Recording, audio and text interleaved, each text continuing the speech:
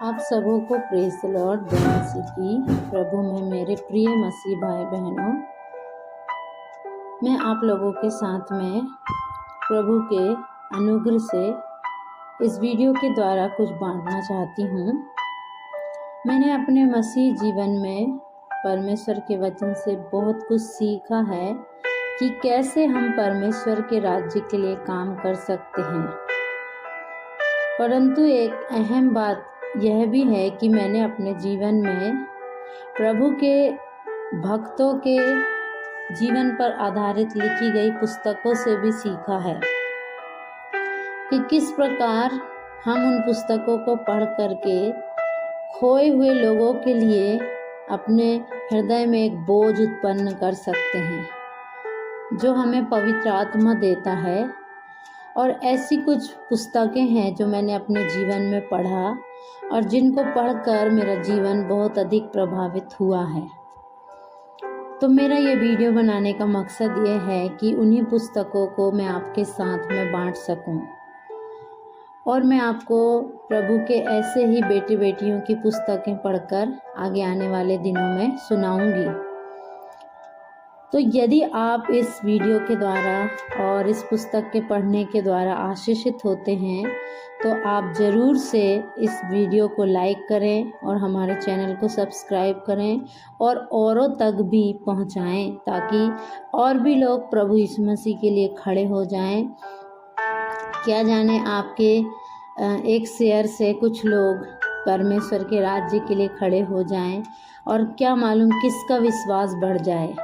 तो सबसे पहले मैं आपके सामने परमेश्वर के एक अभिषिक्त दास डॉक्टर सिनी जॉयस मैथ्यू द्वारा रचित पुस्तक शुभ संकेतों की नदी आपके बीच में पढ़कर सुनाना चाहती हूँ। प्रभु के ये दास डॉक्टर सिनी जॉयस मैथ्यू ये केरल के हैं और ये पुस्तक ओरिजिनल मलयालम में लिखी गई है और इसे अनिल जॉन अब्राहम ने ट्रांसलेट किया है। और ये पुस्तक विश्वास के लिए बहुत ही प्रभावशाली एक पुस्तक है और इसमें जो कैरेक्टर हैं चाहे वे छोटे हों चाहे बड़े हों उनके कैरेक्टर से ज़रूर आशीष मिलती है। तो इस पुस्तक को हम पढ़ना शुरू करेंगे और एक एक दो पार्ट में आपके बीच में रखूँगी और वीडियो बहुत लंबा ना होने के कारण इस पुस्तक को कुछ दिनों में हम ख़त्म कर देंगे। तो सबसे पहले इस पुस्तक का पहला पार्ट है दुर्घटना। नए बाइक की यात्रा उल्लासित करने वाली है। इसका साकोवर बेहतरीन है, गद्देदार सीट का कहना ही क्या। और तो और बॉस हॉर्न की तो बात ही कुछ और ही है। पिताजी ने कभी भी मेरी इच्छाओं को पूरा करने में कोई कोताही नहीं बरती। बाइक की मांग करने पर बिना टाल मटोल किए उन्होंने बाइक खरीद कर दे दी। माँ की सिफारिश ने काम आसान कर दिया था। वाह, अभी भोर का उजाला फैल ही रहा है। नेशनल हाईवे पर ज़्यादा गाड़ियाँ भी नहीं दिख रही हैं।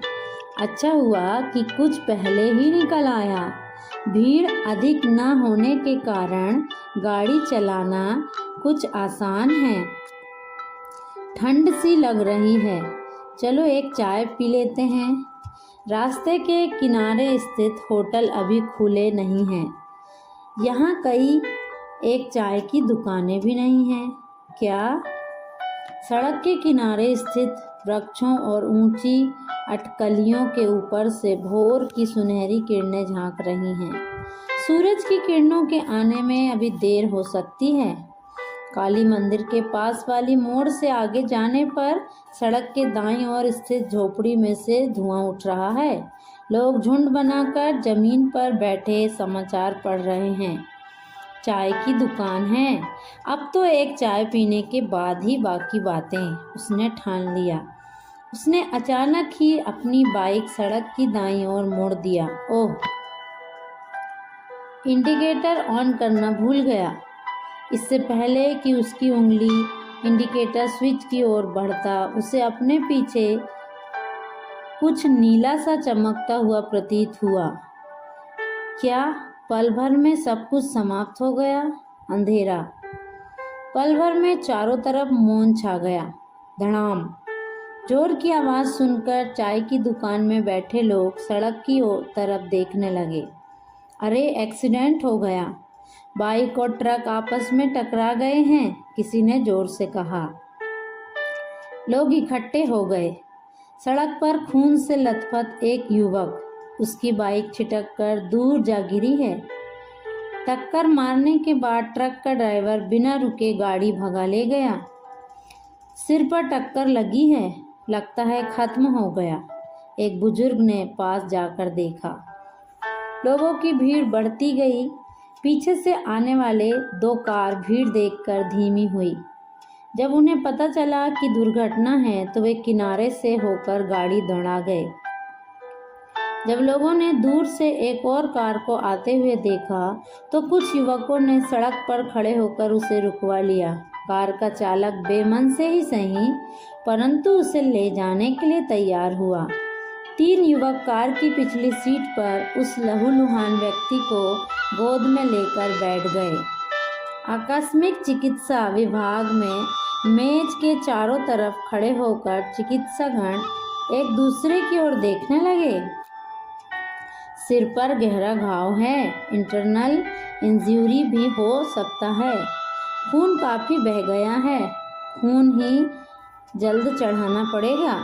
घायल व्यक्ति के साथ युवक कुछ भी करने के लिए तैयार थे। घायल व्यक्ति के विषय में जानकारी न होने के कारण ड्यूटी में उपस्थित नर्स दुविधा में पड़ गई। सिस्टर, यह लीजिए, लगता है आई कार्ड है। दुर्घटनाग्रस्त व्यक्ति के जेब से खून से लथपथ एक कार्ड निकालकर अटेंडर ने नर्स की ओर बढ़ाया।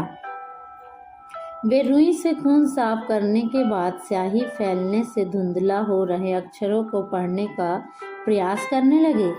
James Matthew, MSc microbiology, university college. James का एक्सीडेंट हो गया है। कैंपस में जंगल की आग की तरह यह खबर फैल गई। मित्रगण और अध्यापकगण जल्द अस्पताल पहुंच गए। ICU के बगल में स्थित डॉक्टर के चैम्बर से उदास चेहरा लेकर निकल रहे रोनी की ओर से उत्सुकता पूर्वक देखने लगे। स्कैन हो गया है, कुछ कहा नहीं जा सकता, सिर पर चोट लगी है, कंडीशन गंभीर है, जल्दी ही ऑपरेशन की ज़रूरत पड़ सकती है। डॉक्टरों का कहना है कि बचने की संभावना बहुत कम है। केवल 10% जिज्ञासा से भरी उन आँखों से में देखने की उसकी हिम्मत नहीं हो रही थी। जेम्स के पिताजी कुछ रिश्तेदार पहुंच गए हैं। वे डॉक्टरों से बात कर रहे हैं। किसी और अस्पताल में ले जाना है तो वैसा भी कर सकते हैं, वेल्यूर या फिर अपोलो। रो रो कर लाल हुए आँखों से जेम्स के पिताजी डॉक्टर की ओर देखने लगे। ऐसी स्थिति में कहीं भी ले जाना मुमकिन नहीं है। कहीं भी ले जाएं, परंतु जितना यहाँ किया जा रहा है उससे अधिक कहीं भी नहीं किया जा सकता है। परंतु ऑपरेशन करना पड़ेगा और कोई रास्ता नहीं दिख रहा है। उनकी स्थिति गंभीर है। हम कोशिश कर सकते हैं, फिर परिणाम चाहे कुछ भी हो, उसे स्वीकार करने के लिए तैयार रहिए। सीनियर न्यूरोसर्जन डॉक्टर नबियार ने उनके कंधे को पकड़कर दबाते हुए धीमी आवाज में कहा। रोजाना सैकड़ों दुर्घटनाओं को देखने वाले न्यूरोसर्जन के लिए यह एक और एक्सीडेंट भर था। बरामदे में लगे लोहे के ग्रिल को पकड़कर वह पिता बाहर की ओर देखने लगे। इकलौता पुत्र, सारी उम्मीद उसी पर टिकी है, सारे सपने भी। जेम्स मेरे बेटे, हे परमेश्वर। टूटे हृदय और बहते हुए आंसुओं के साथ वे सिसकने लगे। ICU के सामने पड़े दुबले पतले गोरे युवक से नर्स ने पूछा, क्या चाहिए? सिस्टर, मैं जेम्स का मित्र हूँ। अच्छा, उस दुर्घटनाग्रस्त युवक का? बहुत गंभीर स्थिति है। युवा और बाइक। उस मशीन के ऊपर चढ़ने के पश्चात आप लोग होश खो देते हैं। फिर ना बैल है न ब्रेक है। क्या करें, अफसोस। नर्स अपने आप में ही बुड़बुड़ा रही थी। सिस्टर, मैं भीतर जाकर देख सकता हूँ? देखना है? नहीं, इसमें देखने की क्या बात है? यह आईसीयू है, केवल उसके पिताजी को अंदर जाने दिए हैं। वह भी 1 मिनट के लिए। वह भीतर की ओर चली गई। वह वहीं खड़ा रह गया, बिना देखे। मन ही नहीं मान रहा है, क्या करूं? अरे, आप नहीं गए? मैंने कहा ना, आप भीतर नहीं जा सकते। अभी सर्जरी के लिए ऑपरेशन थिएटर ले जाने वाले हैं। उनकी आवाज़ में थोड़ी कठोरता का फूट था। सिस्टर, मैं एक बार देखकर चला जाऊंगा। उसने उम्मीद के साथ उनकी ओर देखा। आपको उसे देखने से क्या मिलेगा? आप जैसे पढ़े लिखे लोग ऐसा करने लगे तो कैसे चलेगा? कृपया मुझे परेशान मत करो। वह पलटकर चल पड़ी। सिस्टर, मुझे केवल एक छोटी प्रार्थना करनी है। उनसे पुनः विनती की। प्रार्थना करना है? उसकी बात सुनकर नर्स वापस मुड़ी। क्षण भर के लिए वह आश्चर्य के साथ वह उसकी ओर देखने लगी। यहाँ आईसीयू में? कुछ समय के लिए वह कुछ सोचती रही। आपका नाम क्या है? लॉरेंस। आओ। आईसीयू का द्वार खोलकर नर्स ने उसे भीतर आने का निमंत्रण दिया। वह लॉरेंस की ओर देख रही थी, मानो किसी विचित्र प्राणी को देख लिया हो। शराब और गांजे के नशे में डूबे रहने वाले उच्छलंक युवाओं के मध्य प्रार्थना करने वाले पागल भी हैं क्या? वह सोचने लगी। बिस्तर पर घायल और पट्टियां बांधे जेम्स को पड़े देखकर उसका मन रोने लगा। स्टैंड में लटके हुए खून की थैली में से उसके नसों में रक्त जा रहा है। दूसरे हाथ में एक और बोतल से नली के द्वारा दवाइयाँ चढ़ाई जा रही हैं। सिर के ऊपर विभिन्न प्रकार के मशीनों में ग्राफ और जलने बुझने वाले बल्ब, दवाइयों का तीखा गंध। लॉरेंस जेम्स की पलंग की ओर बढ़ा। वह धीरे से उसके पलंग के पास घुटनों पर आ गया। हे प्रभु, इस व्यक्ति के लिए मैं आपसे प्रार्थना करता हूँ। इन पैरों को आपके लिए दौड़ना है और यह हाथ आपके काम करने के लिए हैं। ये देखो, निर्जीव सा पड़ा है। आप दया करें। नर्स जो उसकी ओर टकटकी लगाए हुए थी, उसके चेहरे को गंभीर होते हुए देखा। वह बुदबुदाती रही। उन्होंने आश्चर्य के साथ देखा कि उस युवक की आंखों से आंसुओं की धारा बह रही थी। उन्होंने ध्यान से देखा कि उसके चेहरे पर एक दिव्य प्रकाश चमक रहा था। धीरे से लॉरेंस का दाहिना हाथ ऊपर उठा। वह जेम्स के सिर की ओर बढ़ने लगा। उसके कपकपाते हाथ जेम्स के पट्टी बंधे सिर पर आ गया। उसकी ओर देख रही नर्स ने उसे मना करना चाहा, परंतु वह ऐसा नहीं कर सकी। जेम्स, तुम चंगे हो जाओ, यीशु के नाम से। धीमा होने के बावजूद लॉरेंस की आवाज में बिजली जैसी शक्ति थी। यीशु के नाम से। लॉरेंस के ओंठों से एक बार पुनः वही शब्द दोहराए गए। गिलाद के सुगंध द्रव्यों की सुगंध, कोड़ों की मार से बहने वाले जीवन का लहू, अंधेरी घाटियों की निर्वाता को चीरता, दूर कहीं से तूफान के समान आने वाला परमाधिकार के शब्द, यीशु के नाम से चंगा हो जा। उस बेसुध दशा में भी अंधकार की परतों को भेद करके वे शब्द प्रवेश कर गए, यीशु के नाम से चंगा हो जा। एक मिनट में मैं कहाँ हूँ? ये तेजोमय शब्द किसके होठों से निकल रहे हैं? मानो भीतर किसी ने झकझोरा। हृदय की धड़कन भीतर कहीं जोर मार रही है। यीशु के नाम से चंगा हो जा। किसने कहा? आंख खोलकर देखना ही पड़ेगा। जेम्स अपनी बंद आंखों को जोर लगाकर खोला। उसे अपने पास घुटनों पर बैठे लॉरेंस का चेहरा धुंधला सा दिखाई दिया। Miracle, miracle! नर्स चिल्लाते हुए आईसीयू के से बाहर की ओर दौड़ी। लॉरेंस घुटनों पर से उठ खड़ा हो गया। जेम्स, तुम जल्दी अच्छे हो जाओगे। यीशु तुमसे प्यार करता है। एक मुस्कुराहट के साथ उसके सिर पर हाथ फेरकर लॉरेंस बाहर की ओर जाने के लिए मुड़ा। उसके बाद का स्कैन रिपोर्ट न्यूरोसर्जन को आश्चर्यचकित करने वाली थी। मस्तिष्क में जो खून जम गया था वह अप्रत्यक्ष हो गया था। खून का बहना भी बंद हो गया था। बिना सर्जिकल ब्लेड के, बिना सुई धागे के पल भर में अदृश्य ऑपरेशन हो चुका था। पार्ट 2। चंगाई के दिन। 3 दिन के भीतर जेम्स को अस्पताल से डिस्चार्ज कर दिया गया। डिस्चार्ज करने से पूर्व डॉक्टर नबियार ने आकर जेम्स के स्कैन रिपोर्ट को उठाकर अवलोकन करते हुए सिर खुजलाने और अपने आप में बुदबुदाने लगे। Real a miracle. शरीर में रह रहकर उठने वाली 30 को अनदेखा कर दें तो जेम्स पूरी रीति से स्वस्थ है। घर पहुंचकर 1-2 दिन बाद वह उठकर बैठकर चलने लगा। डॉक्टरों ने 1 हफ्ते बेड रेस्ट लेने के लिए कहा है। पैर में इतनी बड़ी चोट लेकर आप ऐसे चलेंगे फिरेंगे तो कैसे काम चलेगा? मुझे मालूम है यह लॉरेंस के आने की खुशी है। जैसी कि उल्हाना सुनकर जेम्स मुस्कुराते हुए पुनः बिस्तर पर जाकर लेट गए। उसका कहना सही है। जब से फ़ोन आया है कि लॉरेंस आज आने वाला है, तब से ना जाने क्यों कुछ अलग ही उत्साह महसूस हो रहा है। दुर्घटना के दिन क्या हुआ था स्मरण नहीं कर पा रहा हूँ। मंदिर चौक के पास के मोड़ पर चाय पीने के लिए जैसे ही चाय की दुकान बाइक की ओर घुमाना चाहा, तभी एक भयानक आवाज़ हुई। बस इतना ही याद है। उसके बाद एक अंधेरी गली से गुजरने का सा अनुभव। गली के अंत में जब चेहरे पर प्रकाश की किरणें आ टकराईं और धीरे धीरे अपनी आंखें खुली तो सामने लॉरेंस का धुंधला सा चेहरा था।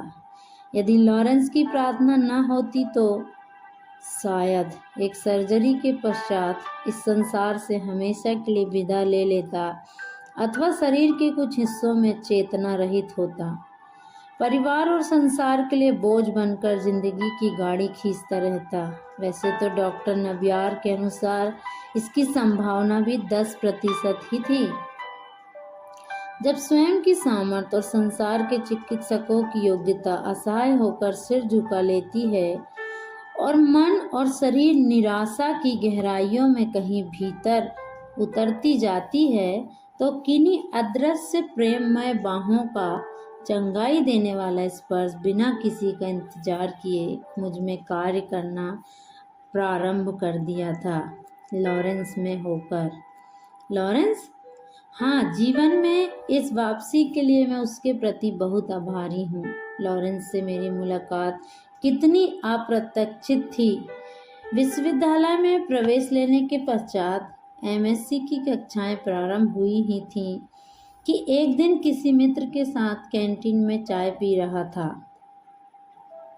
पास की मेज पर बैठे सीनियर छात्र किसी ए सर्टिफिकेट वाले चाल चरित्र के अश्लील दृश्यों का वर्णन नामक मिर्च लगाकर सुना रहे थे। तभी उसने सीनियर्स को कहते सुना, रुको वो देखो, हमारा महापुरुष आ रहा है। उन्होंने अपनी बातचीत बंद की। आगंतुक का देखने के लिए सभी ने सिर घुमाया। गोरा, दुबला, पतला और लंबा और देखने में कोई विशेष खूबसूरत न दिखने वाला युवक। वह आधी बाह का शर्ट और काले रंग का पैंट पहना हुआ था। उसने अपनी शर्ट इन नहीं किया था। पैरों में एक साधारण प्लास्टिक चप्पल पहने था। न जाने इस युवक में दोस्तों ने ऐसी क्या महानता देख ली है। सीनियर्स की मेज के चारों ओर की कुर्सियां खाली न होने के कारण उनसे हालचाल पूछने के बाद वह महापुरुष मेरी कुर्सी के सामने पड़ी कुर्सी पर आकर बैठ गया। नए बैच के स्टूडेंट हो ना? मेरा नाम लॉरेंस है। उस युवक की आंखों से छलकती निर्मलता तथा उसकी बात की गर्माहट को अनदेखा करना आसान नहीं था। कुछ ही दिनों के भीतर लॉरेंस उसका अच्छा मित्र बन गया। बातचीत व्यवहार में लॉरेंस के ईश्वरीय व्यवहार ने उसे बहुत अधिक प्रभावित किया। उसने जान लिया कि सभी दोस्त लॉरेंस को महापुरुष की संज्ञा क्यों देते हैं। यद्यपि लॉरेंस एक गरीब परिवार का सदस्य था, फिर भी उसका सुसंस्कृत स्वभाव विशिष्ट स्वभाव, ईमानदारी जैसी बातें उसे अन्य लोगों से भिन्न बना रही थी। सरोवर हॉस्टल के लॉरेंस के कमरे में प्रत्येक बुधवार को रात 8 बजे एक प्रार्थना सभा आयोजित की जाती है। इस प्रार्थना सभा को उसने उसी सप्ताह प्रारंभ कर दिया था जब उसने हॉस्टल में प्रवेश लिया था। प्रारंभ में 2-3 विद्यार्थी ही भाग लेते थे। आगे चलकर कई विद्यार्थी शामिल होने लगे। इस समय विदेशी विद्यार्थियों को मिलाकर लगभग 20 विद्यार्थी भाग लेते हैं। विचारों की इस यात्रा में रसोई घर में पक रहे पाक की शोरबा की खुशबू नासिकाओं में भर गई। माँ का कार्यक्रम सुबह से प्रारंभ हो गया है। बेटे की चोट ठीक करने के लिए माँ ने जाने कहाँ कहाँ से जड़ी बूटियाँ लाकर पाए के शोरबा में पका रही है। देखिए वे आ गए, लॉरेंस आ गए हैं, जेसी ने आवाज़ लगाई। पिताजी सामने का द्वार खोलकर लॉरेंस का स्वागत कर रहे हैं। धीरे धीरे वह भी उस तरफ बढ़ चला। जेम्स, लॉरेंस ने दौड़कर उसे गले लगाया। आश्चर्य की बात है, तुम कितनी जल्दी अच्छे हो गए हो।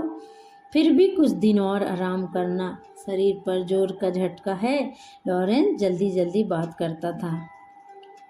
अन्य सभी बातों में उसकी गति धीमी होती थी, परंतु बातचीत करते समय वह बहुत जल्दबाजी दिखाता था। पिताजी, माताजी और जेसी से हालचाल पूछने के उपरांत लॉरेंस भीतर आकर बैठ गया। पैर में और कमर में दर्द होने के कारण जेम्स लेटा रहा। हॉस्टल का हालचाल सुनाते हुए उसने एक प्रश्न किया जो उसके मन को काफ़ी समय से उमड़ रहा था। मैं काफ़ी समय से लॉरेंस से पूछना चाह रहा हूँ कि किस प्रकार परमेश्वर का इतना बड़ा विश्वासी बन बैठे। लॉरेंस ने गहरी सांस लिया, फिर धीमी आवाज़ में कहने लगा, जब मैं 12वीं कक्षा में पढ़ता था तब अपने पड़ोस की एक आंटी के साथ मैं पेंतिकोस्त विश्वासियों की एक प्रार्थना सभा में गया था। वहाँ जब मैं संदेश सुन रहा था तो मेरा हृदय बहुत ही अधिक असहज हो गया। मेरे सारे पाप मेरे मन को व्यतीत करने लगे। मैं अपने पापों से पश्चाताप कर बहुत रोया। उस सभा के दौरान मैंने अपने आप को पूरी तरह यीशु के लिए समर्पित कर दिया। जब से मैंने यीशु को अपने हृदय में स्वीकार किया था, मुझे बहुत अधिक आनंद का अनुभव होने लगा। उस घटना ने मेरे जीवन और स्वभाव सभी में बड़ा परिवर्तन ला दिया था। मेरे घर के लोगों और रिश्तेदारों ने इस पर ध्यान नहीं दिया। मैं उन सभाओं में जाता रहा। जब मेरे पिताजी को पता चला कि मैं पेंतिकोस्त विश्वासियों की सभा में जाता हूँ, तो उन्होंने आंगन में खड़े रबर के पेड़ पर बांधकर मेरी बहुत पिटाई की, इसलिए कि मैंने अपनी मातृ कलीसिया को त्याग दिया था। जब मेरे पिताजी को पता चल गया था कि मेरा विश्वास दृढ़ है, इसलिए उन्होंने 2 दिन तक मुझे भूखा रखा। बाद के दिनों में 2 सप्ताह तक उन्होंने मुझे घर में ही बंधन में रख दिया, जिससे मैं विद्यालय या बाहर कहीं आ जा ना सका। 2 सप्ताह बाद एक रात को अत्यधिक क्रोध से भरकर उन्होंने छड़ी से पुनः मेरी पिटाई की। उसके बाद जब वे किसी काम के लिए घर से बाहर गए और लौटते हुए उन्हें सांप डस लिया। गंभीर अवस्था में वे 2 सप्ताह तक अस्पताल में रहे। यद्यपि सबने सोचा था कि उनकी मृत्यु हो जाएगी, परंतु परमेश्वर की करुणा से वे मौत के मुंह से बच निकले। घर वापस पहुंचने पर चर्च के फादर मिलने आए।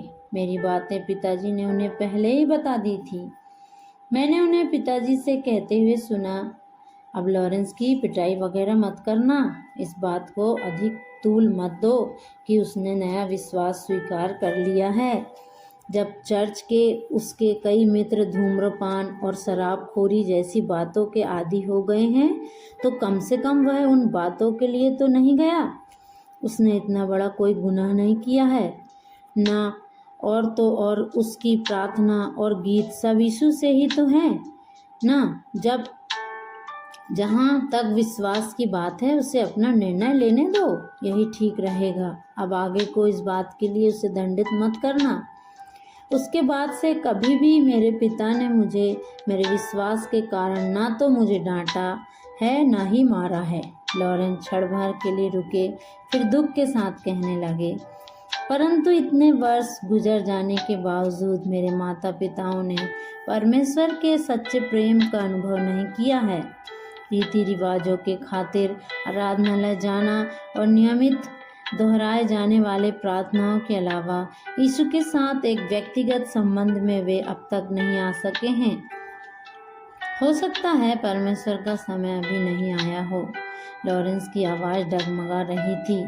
अपनी हथेलियों को दूसरे पर रगड़ते हुए उसने कहा, प्रभु आप सबको आशीष दे। Praise the Lord.